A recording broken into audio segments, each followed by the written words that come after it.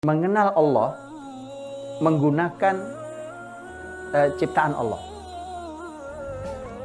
Jadi alam di sekeliling ini harus bisa mengait kita dengan iman kita. Saya kasih contoh prakteknya zaman Rasul. Antum bisa tiru dengan cara ini.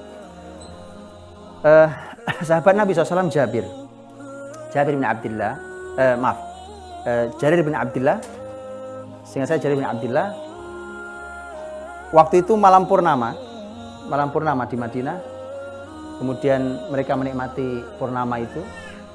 Kemudian Nabi SAW datang melihat anak muda sedang menikmati purnama itu. Nabi mengatakan di hadapan beberapa orang termasuk anak muda, kata Nabi, innakum satarawna rabbakum karu'yatikum hadzal badr la tudhamun. Kalian akan melihat Tuhan kalian nanti di surga sebagaimana kalian melihat purnama ini. Lihat purnama sampai ke Tuhan. Bisa caranya? Ini nih. Bukan hanya ini yang ciptakan Allah, nah enggak gitu. Bukan cuma itu sih oke itu benar juga. Paham ya? Nih saya kasih contoh lain. Saya sering kasih contoh dengan surat Qaf. Nanti kalau Bapak Ibu buka surat Qaf, di awal-awal surat Qaf, Al-Qur'anil Majid dan seterusnya sampai nanti pada ayat tentang masalah hujan. Lihat ayatnya, hujan. Ini metode Quran nih, cara bercerita tentang hujan. Oke, coba sebelum saya ceritakan ayatnya. Dulu kita belajar di sekolah tentang hujan di pelajaran apa? IPA ya? Isinya apa? Gini, coba isinya apa? Penguapan, terus awan, tiup angin, hujan. Habis itu ngapain? Nilai 100. Lihat cara Quran ngajar tentang hujan. Ini cuma satu ayat loh. Kalau digabung dengan ayat lain ajaib. Bahkan menemukan ilmu baru. Betulan. Saya kasih satu dulu nih. Lihat bagaimana. Jadi metodenya pun harus belajar Al-Quran, teman. Dan itu nanam iman. Bukan cuma, oh ya Allah yang turunkan hujan, iya, tapi nanti malah konsep hujan kita juga salah, ya kan? Kalau ada hujan, orang tua bilang, ayo tuh masuk, jangan hujan-hujanan. Nanti pusing. Ya. Itu kasihan, Bu. Lihat, Allah berfirman. Surat Qaf ya, nanti buka ya. Lihat, 1. Allah berfirman, wa nazzalna minas samai ma'am mubarakah. Dan kami turunkan dari langit air yang diberkahi. Apa itu? Hujan. Tapi hujan itu definisinya air berkah. Ini cara belajar hujan nih. Ya, sudah? Makanya begitu hari ini kita harus salah jalan juga. Begitu ada hujan, masuk. Nanti hujan-hujanan sakit. Masa berkah bikin sakit? Gimana logikanya? Berkah tuh bikin sehat, bikin bahagia, Makanya dulu kalau hujan tuh teman-teman Nabi, sahabat itu keluar. Nabi pakai sorban, betul? Nabi hujan, sorban dilepas sorbannya. Lepas. Nah, sahabat nanya, Rasulullah, kau lepas sorbanmu, kenapa? Kata Nabi, innahu hadithu ahdin birabbih. Baru saja dia turun dari Tuhannya. Itu bahasa Rasulullah SAW. Ya kan? Sahabat-sahabat itu sampai kalau hujan itu mengeluarkan barang-barang yang aman dari air itu dikeluarkan supaya apa? Tertimpa air hujan. Kenapa? Barokah. Supaya dapat barokah barang-barang yang kita punya di rumah. Dicuci pakai hujan. Oke. Kalau kemarin saya ngaji di SK tentang fungsi air hujan, itu ajaib lagi. Itu perlu penelitian lebih panjang. Di surat Al-Anfal kan? Idh yughashshikumun nu'asa amanatan minhu wa yunazzilu 'alaikum minas sama'i ma'an. Turun dari langit air hujan. Liyutahhirakum bih, untuk mensucikan kalian. Itu gampang kalau itu memahaminya. Untuk mensucikan kalian. Liyutahhirakum bih wa yudhhiba 'ankum rizzas syaitan wa liyarbita 'ala qulubikum wa yutsabbita bil aqdam. Coba bayangkan, untuk mensucikan kalian, ya, untuk menghilangkan kotornya setan,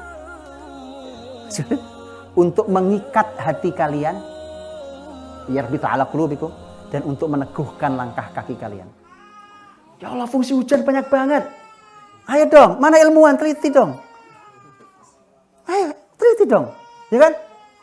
Ini loh Quran nantangin kita. Antum berarti akan menemukan pengobatan. Konsep pengobatan bukan?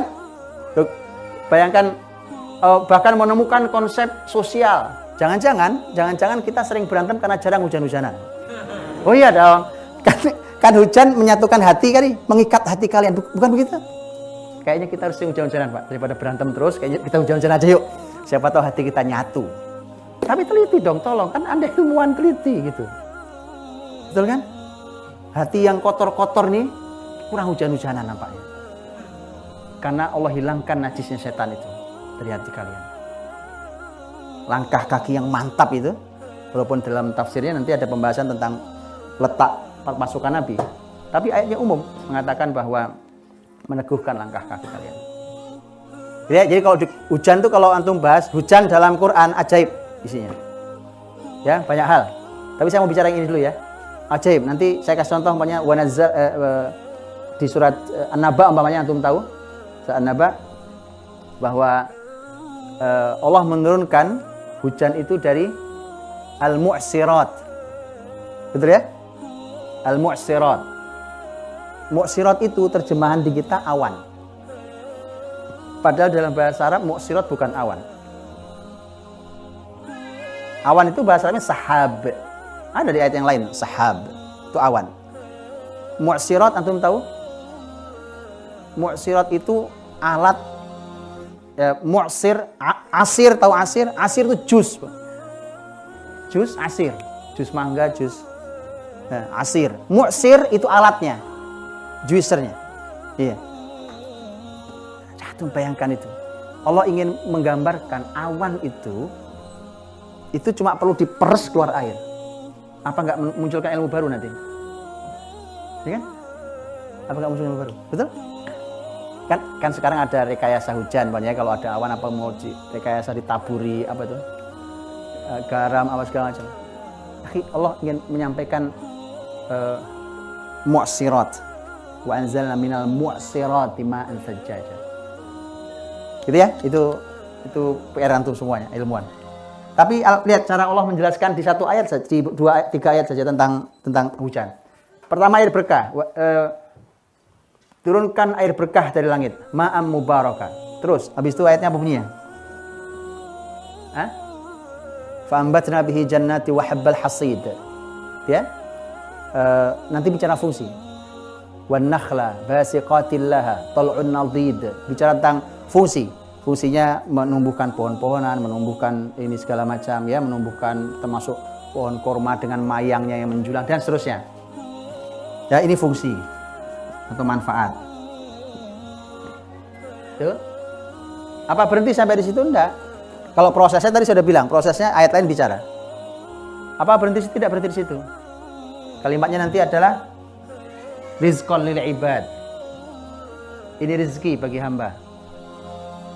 Kalau disebut rizki berarti kenikmatan buat kita dan itu mestinya melahirkan syukur. Jadi di sini ada sentuhan ruh, sentuhan jiwa, yang sentuhan jiwa itu menghadirkan syukur. Karena dia sebagai nikmat. Berhenti? Tidak berhenti. Rizqan lil ibad. Wa ahyayna bihi baldatan maita, dan kami hidupkan bumi setelah matinya.